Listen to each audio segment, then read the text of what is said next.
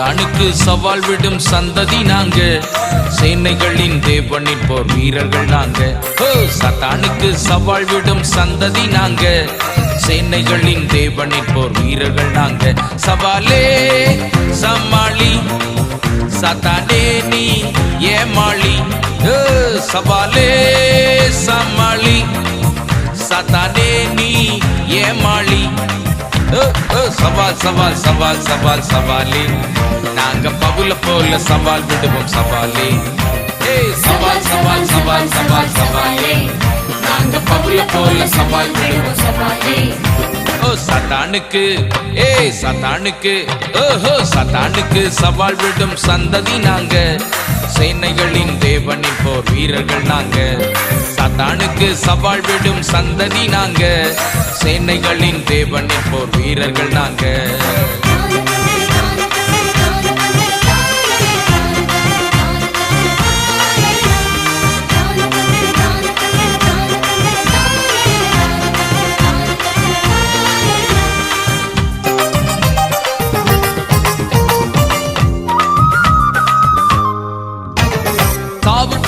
எதுவும் ஒன்றும் செய்வதில்லையே, ஆவியானவர் எங்களோடு பயம் இல்லையே. சாவுக்கு எதுவான் எதுவும் ஒன்றும் செய்வதில்லையே, ஆவியானவர் எங்களோடு பயம் இல்லையே. சவால் சவால் சவால் சவால் சவாலே, நாங்க தாவீதை போல் சவால் விடுவோம் சவாலே. சவால் சவால் சவால் சவால் சவாலே, நாங்க தாவீதை போல் சவால் விடுவோம் சவாலே. சத்தானுக்கு சத்தானுக்கு சத்தானுக்கு சவால் விடும் சந்ததி நாங்க, சேனைகளின் தேவனின் போர் வீரர்கள் நாங்க. சத்தானுக்கு சவால் விடும் சந்ததி நாங்க, சேனைகளின் தேவனின் போர் வீரர்கள் நாங்க.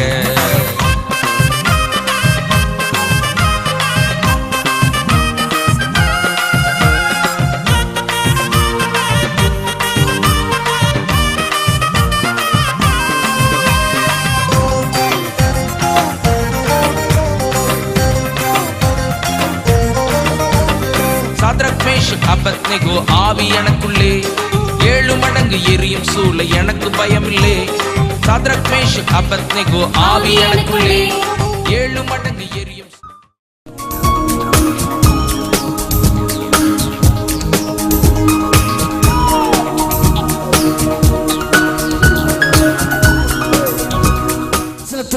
அவளுடைய நாயகிகளில் புத்திசாலிகள் அவளுக்கு உத்தரவு சொன்னதுமன்றி அவள் தானும் தனக்கு மறுமொழியுமாக அவர்கள் கொள்ளையை கண்டுபிடிக்கவில்லையோ அதை பங்கிட வேண்டாமோ ஆளுக்கு 2 பெண்களையும் சிசராவுக்கு கொள்ளையிட்ட பலவர்ணமான ஆடைகளையும் கொள்ளையிட்ட பலவர்ணமான சித்திர தையலாடைகளையும் கொள்ளையிட்டவர்களின் கழுத்துக்கு இருபுறமும் பொருந்தும் சித்திர தையலுள்ள பலவர்ணமான ஆடையும் கொடுக்க வேண்டாமோ இது எல்லாம் சத்ருவுக்கு கிடைக்காம போயிடுச்சு. 19ஆம் வசனத்திலே கானானியர்களுக்கு கிடைக்க வேண்டிய திரவிய கொள்ளை கிடைக்கவில்லை. வசனத்தை வாசித்து பாருங்க. கடைசி வார்த்தை சொல்கிறது, அவர்களுக்கு திரவிய கொள்ளை கிடைக்கவில்லை. சத்துருக்களுக்கு கொள்ளை கிடைக்காமல் போக பண்ணுகிற கர்த்தர் நம்மோடு. சத்துருக்கள் ஹல்லேலூயா எனக்கு அருமையான தேவஜனமே போராடும் பொழுது, யுத்தம் பண்ணும் பொழுது நம்மை சத்துருக்கள் கொள்ளையிடுவதற்கு நம்முடைய தேவன் இடம் கொடுக்காதவர். தேவ ஜனங்களுடைய வாழ்க்கை, தேவ ஜனங்களுடைய குடும்பத்தை, தேவ ஜனங்களுடைய பிள்ளைகளை சத்துரு கொள்ளையிடுவதற்கு தேவன் அனுமதிக்க மாட்டார். அவன் திரவிய கொள்ளையிட்டால் என்ன, எனக்கு அருமையான தேவ ஜனமே, அவன் கொள்ளையிடுவதற்கு எண்ணினால் என்ன, அந்த கொள்ளைக்கு நம்மளை ஒப்பு கொடுக்க மாட்டார். நாம தான் எதிரின் வீட்டுக்குள்ள போய் கொள்ளையடிப்போம். அதுதான் வேதம் சொல்கிறது. மத்தேயு 12ஆம் அதிகாரம் 28-29 வசனங்களை வாசிங்க. மத்தேயு 12:28-29. நான் தேவனுடைய ஆவியினாலே பிசாசுகளை துரத்துகிறபடியால்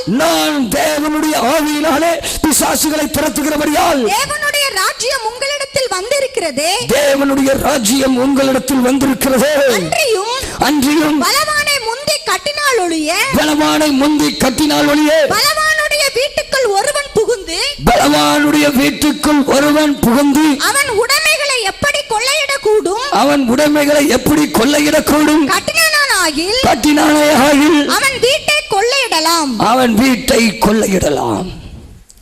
இயேசு எப்பொழுது பலவான் என்று கூறுகிறார்? தேவனுடைய ஆவியினாலே நான் பிசாசுகளை துரத்துகிறபடினால் தேவனுடைய ராஜ்யம் உங்களிடத்தில் வந்திருக்கிறதே என்று பிசாசானுடைய ராஜ்யத்திற்கு அடுத்த காரியத்தை பேசும்பொழுது இயேசு பலவானை முந்தி கட்ட வேண்டும் என்று சொல்கிறார். எனக்கு அருமையான தேவஜனமே, எதற்கு சொல்கிறேன்? சத்துரு நம்மை கொள்ளையிடுவதற்கு நம்முடைய தேவன் ஒருபோதும் அனுமதிப்பில்லை. ஆனால் நம்மை கர்த்தர் பயன்படுத்தி சத்துருக்களின் எல்லைகளையும் சத்துருக்களின் வீட்டிற்குள்ளே உள்ள எல்லாவற்றையும் கொள்ளையடிப்பதற்கு தேவன் நம்மை பயன்படுத்துகிற தேவன் என்பதை கவனிக்க வேண்டும். அங்கே கவனிங்கள், பலவானை பிசாசின் ஹல்லேலூயா ஹல்லேலூயா பலவானின் கிரியைகள்.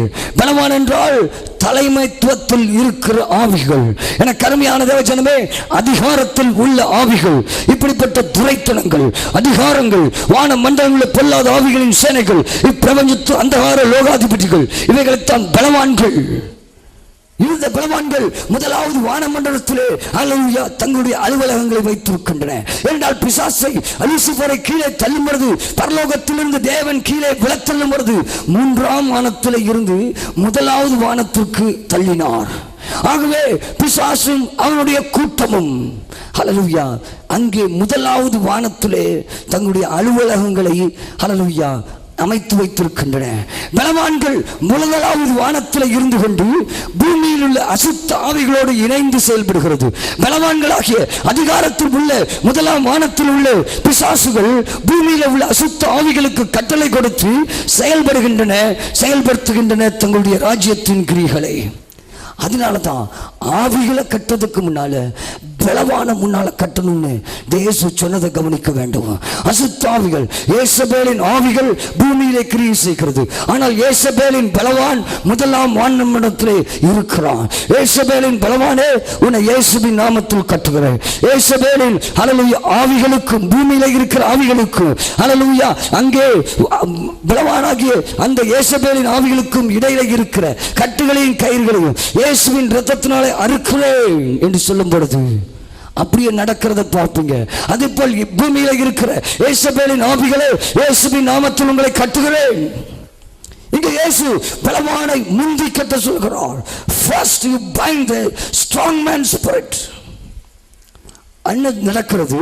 பலவானை முந்தி கட்டும் பொழுது பலவானுடைய வீட்டுக்குள் புகும்படிக்கு நமக்கு ஒரு பாதை உண்டாகிறது. பரதுகிறத்து பேதுரு சொல்லுங்க, அதைத்தான் இயேசு சொல்கிறார். பலவானுடைய வீட்டிற்குள் புகுந்து செல்வதற்கு ஒரு பாதை உண்டாகிறது. அநேக நேரங்களில் நம்மை கொள்ளை அடிக்க வேண்டும் என்று நம்மோடு யுத்தம் பண்ணி கொண்டிருக்கிற சத்துருக்களை நம்மால ஜெயிக்க முடியல. காரணம், அதை கட்டுவதற்கு நம்ம மறந்துட்டோம். இயேசு சொன்ன வார்த்தைகளை முந்தி கட்டுகிற ஒரு காரியத்தை செய்யாதனால அவன் வீட்டுக்குள்ள புகுந்து எதிரியாகிய சாத்தானுடைய இடத்துக்குள்ள புகுந்து அல்லேலூயா அவனுடைய உடைமைகளை கொள்ளையடிக்கிற ஒரு வழி நமக்கு இன்னும் திறக்கவில்லை. எனக்கு அருமையான தேவஜனமே, பலவானை முந்தி கட்டும் பொழுது பலவானுடைய வீட்டிற்குள் புகுவதற்கு வாய்ப்பு திறப்பு உண்டாகிறது. இரண்டாவது, அவன் உடைமைகளை கொள்ளையாடுகிற அதிகாரம் நமக்கு கிடைக்கிறது. அவன் உடைமைகளை, பிசாசின் உடைமைகள் என்ன? நம்மிடத்தில் இருந்து அவன் திருடி வைத்திருக்கிறவர்கள். எனக்கு அருமையான தேவஜனமே, அல்லேலூயா ஆத்துமாக்களை திருடி வைத்திருக்கிறார். தேவனுடைய ராஜ்யத்திற்கு அடுத்த அல்லேலூயா ஆத்துமா தேவனால் படைக்கப்பட்ட மனுஷர்களையும் மனுஷிகளையும் அவன் தன் வீட்டிலே அவன் எல்லைகளுக்குள்ளே அங்கே அல்லேலூயா கொள்ளையாக வைத்திருக்கிறான். அந்த உடைமைகளை போய் அவன் எல்லைக்குள்ளே போய் சாத்தானின் எல்லைக்குள்ளே போய் அந்த உடைமைகளை ஆத்துமாக்களை அல்லேலூயா கொள்ளையிடுகிற ஒரு அதிகாரம் அப்பந்தான் நமக்கு உண்டாகிறது. எனக்கு அருமையான தேவஜனமே, அதன் பின்பு பிசாசு அந்த இடத்தை அல்லேலூயா முழுவதுமாக, அதனால்தான் நீங்க வேதத்துல பார்க்க முடியும், உன் ஆத்மாவுக்கு உன் ஜீவனுக்கு ஈடாக ஆத்துமாக்களை தருவேன், உன் ஜீவனுக்கு ஈடாக ஆத்துமாக்களை தருவேன். எனக்கு அருமையான தேவஜனமே, ஹல்லேலூயா. பலவானை கட்டும் பொழுது அவனுடைய வீட்டுக்குள் புகுவதற்கு திறப்பு உண்டாகிறது. அது மாத்திரமல்ல, அவன் உடைமைகளை எல்லாம், அவனிடத்தில் இருந்து சத்துரு பிடித்து வைத்திருக்கிற ஆத்துமாக்களை எல்லாம் ஹல்லேலூயா மீட்கிற ஒரு கிருபை. அவன் ராஜ்யத்தை அழித்து தேவனுடைய உடைமைகளை ஹல்லேலூயா தன்னுடைய உடைமைகளாக வைத்திருக்கிறானே, அதை அவனிடத்திலிருந்து பிடுங்கி கொள்ளையடிக்கிற ஒரு காரியம். வலது கரத்தை உயர்த்தி அல்லே சொல்லுங்க. வலது கரத்தை உயர்த்தி அல்லே சொல்லுங்க. கர்த்தர் உங்களுக்காக யுத்தம் பண்ணும் பொழுது சத்துரு உங்களை கொள்ளையிட முடியாது என்பதை நான் சொல்கிறேன். சத்துரு உங்களை திரவிய கொள்ளையிட முடியாது. சத்துரு உங்களை கொள்ளையிட்டு பங்கிட முடியாது. சத்துரு ஹல்லேலூயா உங்களை ஹல்லேலூயா உங்களுடைய பலவர்ணமான ஆடைகளை கொள்ளையிட முடியாது. கரங்களை தட்டி கர்த்தரை மகிமைப்படுத்துங்க. பலவர்ணமான ஆடைகளை, அந்த வசனத்தை கவனியுங்கள். நியாயாதிபதிகள் 5வது அதிகாரம் 30வது வசனத்திலே பலவர்ணமான ஆடைகளை ஹல்லேலூயா கானானிய ஆவிகள் கொள்ளையிட முடியாது. பல வர்ணமான சித்திர தையல் ஆடைகளை கர்த்தர் கொள்ளையிட முடியாது. ஹல்லேலூயா. கொள்ளையிட்டவர்களின் கழுத்துக்கு, சத்துருக்களின் கழுத்துக்கு சித்திர தையல் உள்ள பல வர்ணமான ஆடை கிடைக்காது. கரங்களை தட்டுங்க. அதைத்தான் வேதம் சொல்கிறது. ஹல்லேலூயா. ஹல்லேலூயா. சத்துருக்களின் கழுத்துக்கு இருபுறமும் பொருந்தும் சித்திர தையல் உள்ள பல வர்ணமான ஆடை. இது எதை குறிக்கிறது கவனியுங்கள். எனக்கு அருமையான தேவஜனமே, பல வர்ணமான ஆடை என்றால் எது ஞாபகத்துக்கு வருகிறது? ஹல்லேலூயா. யோசேப்பிற்கு யாக்கோபு யோசேப்பு அதிகமாக நேசித்ததுனால பலவர்ணமான ஒரு அங்கியை தச்சு கொடுத்திருந்தான், ஆடையை தச்சு கொடுத்திருந்தான். இது எதை காட்டுகிறது? தேவனுடைய ஒரு விசேஷித்த அன்பு தன் ஜனங்கள் மேல இருக்கிறதுனால அவர் நமக்கு கொடுத்திருக்கிற பலவர்ணமான ஆடை ஒன்று.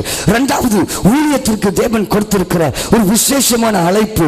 ஆரோனை போல் அழைக்கப்பட்டாலுடைய ஆரோனுக்கு கொடுக்கப்பட்ட வஸ்திரங்களை வாசித்து பாருங்க. பல வர்ணமான ஆடைகள். எனக்கு அருமையான தேவஜனமே, சித்திர தையல் ஆடைகள். பல வர்ணமான சித்திர தையல் ஆடைகள் ஆரோனுக்கு கொடுக்கப்பட்டது. ஆசாரியர்களுக்கு அந்த கொடுக்கப்பட்டது. இதெல்லாம் எதை குறிக்கிறது? விசேஷித்த அழைப்புகள், தேவனுடைய விசேஷித்த அன்பு. பலவர்ணமான ஆடை, சித்திர தையல் ஆடை எதை குறிக்கிறது? தேவனுடைய விசேஷித்த அன்பு. இரண்டாவது, தேவனுடைய விசேஷித்த அழைப்பு, தேவனுடைய விசேஷித்த ஊழியங்கள், தேவனுடைய விசேஷித்த தரிசனங்கள், தேவனுடைய விசேஷித்த ஹல்லேலூயா பாரங்கள், தேவனுடைய விசேஷித்த வரங்கள், தேவனுடைய விசேஷித்த ஹல்லேலூயா கிருபைகள், தேவனுடைய விசேஷித்த அபிஷேகங்கள். இதையெல்லாம் குறிக்கிறது தான் பலவர்ணமான சித்திர தையல் ஆடைகள், பலவர்ணமான அங்கிகள், பலவர்ணமான ஆடைகள். கரங்களை உயர்த்தி கர்த்தரை மகிமைப்படுமா?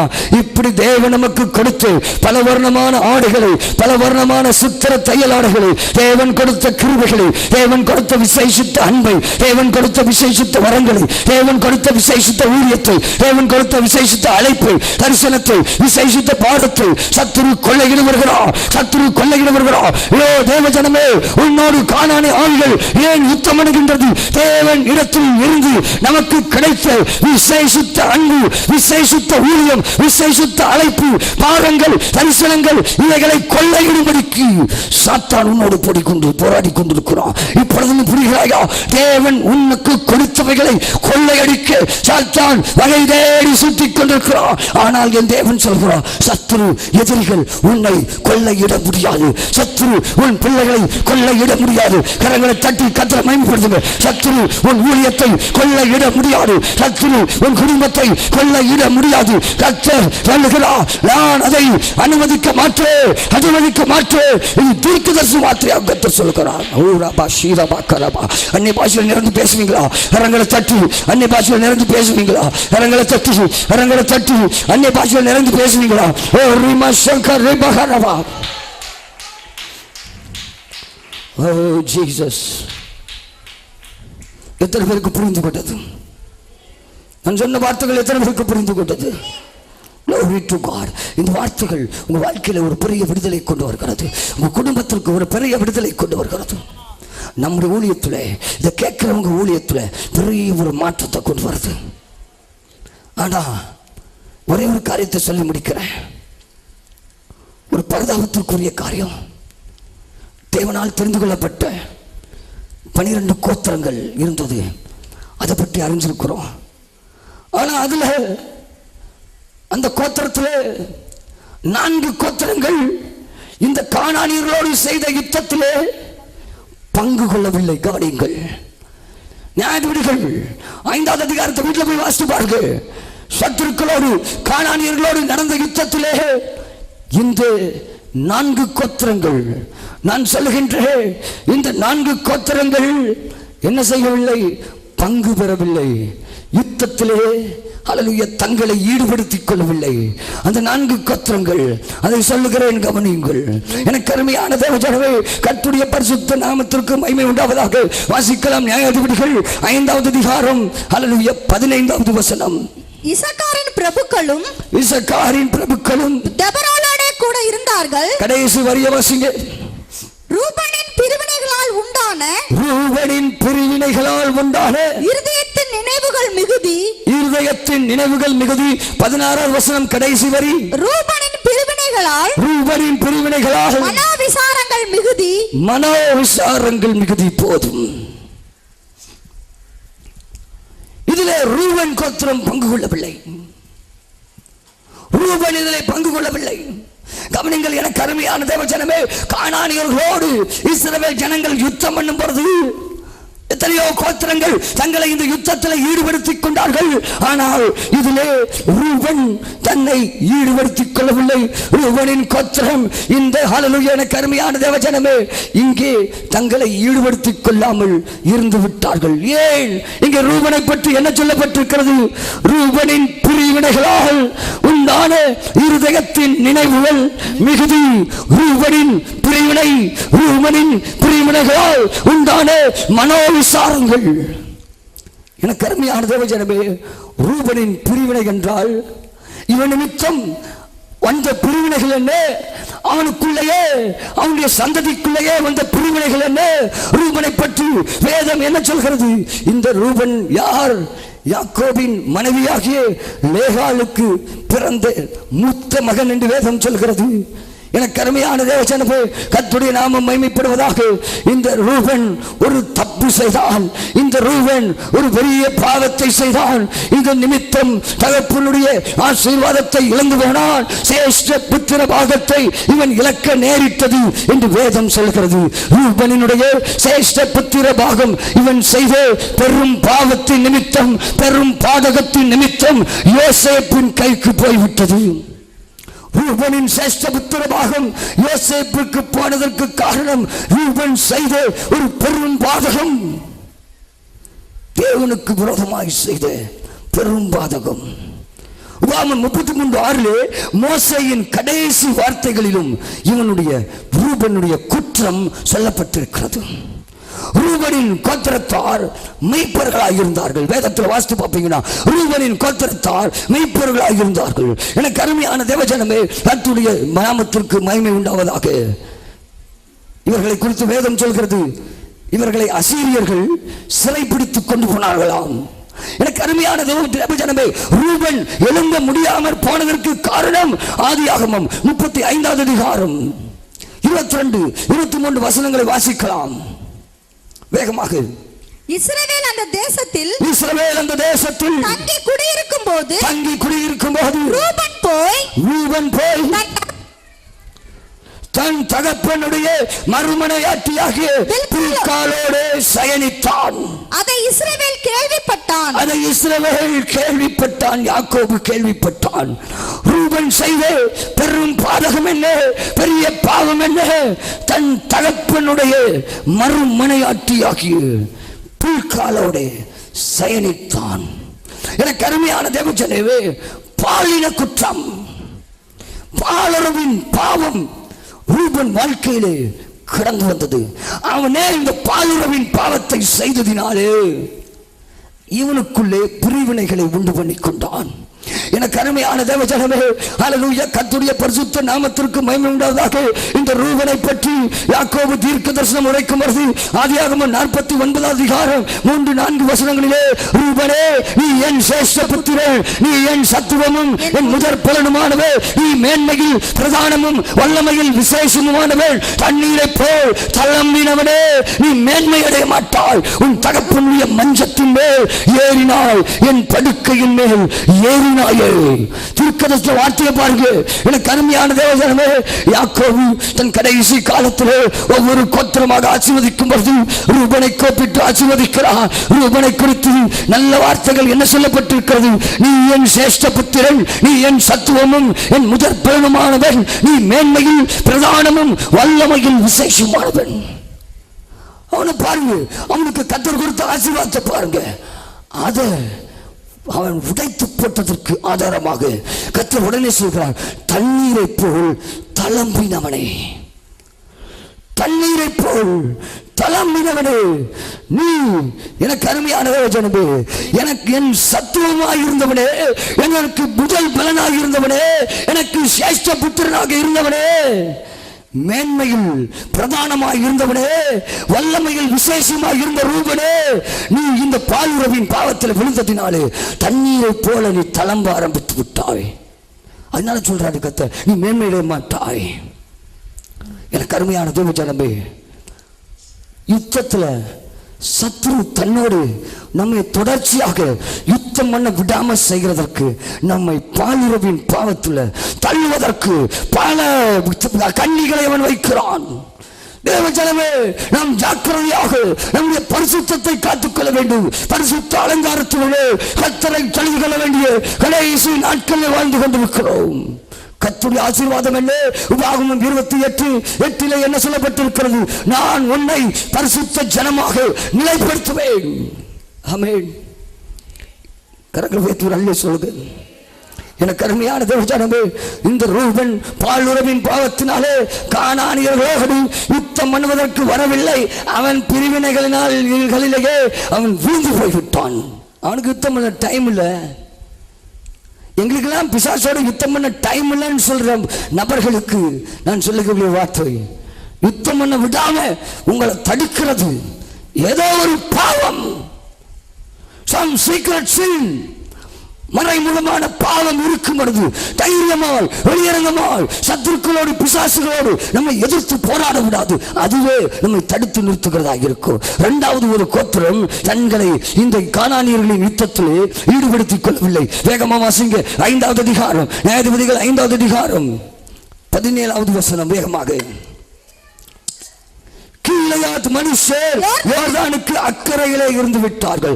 யார் இந்த கீழையாத் மனுஷர்? கொஞ்சம் கவனிங்கள். இது எந்த கோத்திரத்தார்? காத் கோத்திரத்தார். காத் கோத்திரம். எனக்கு அருமையான தேவஜனமே, கீழையாத் மனுஷர் சாத்தானுக்கு சவால் விடும் சந்ததி நாங்க, சேனைகளின் தேவனின் போர் வீரர்கள் நாங்க.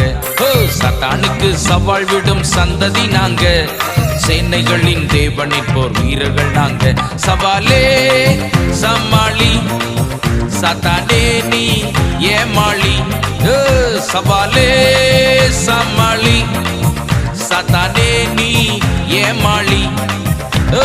சவால் சவால் சவால் சவால் சவாலே, நாங்க பவுல போல சவால் விடுவோம் சவாலே. சவால் சவால் சவால் சவால் சவாலே, நாங்க பவுல போல சவால் விடுவோம் சவாலே. சாத்தானுக்கு சாத்தானுக்கு சாத்தானுக்கு சவால் விடும் சந்ததி நாங்க, சேனைகளின் தேவனின் போர் வீரர்கள் நாங்க. சாத்தானுக்கு சவால் விடும் சந்ததி நாங்க, சேனைகளின் தேவனின் போர் வீரர்கள் நாங்க.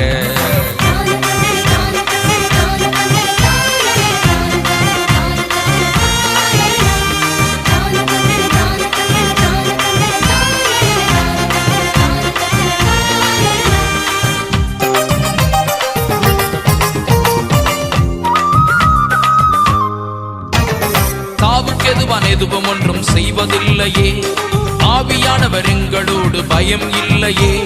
சாவுக்கு எதுவும் ஒன்றும் செய்வதில்லையே, ஆவியானவர் எங்களோடு பயம் இல்லையே. சவால் சவால் சவால் சவால் சவாலே, நாங்கள் தாவீதை போல் சவால் விடுவோம் சவாலே. சவால் சவால் சவால் சவால் சவாலே, நாங்கள் தாவீதை போல் சவால் விடுவோம் சவாலே. சாத்தானுக்கு சாத்தானுக்கு சாத்தானுக்கு சவால் விடும் சந்ததி நாங்க, சேனைகளின் தேவனின் போர் வீரர்கள் நாங்க. சாத்தானுக்கு சவால் விடும் சந்ததி நாங்க, சேனைகளின் தேவனின் போர் வீரர்கள் நாங்க.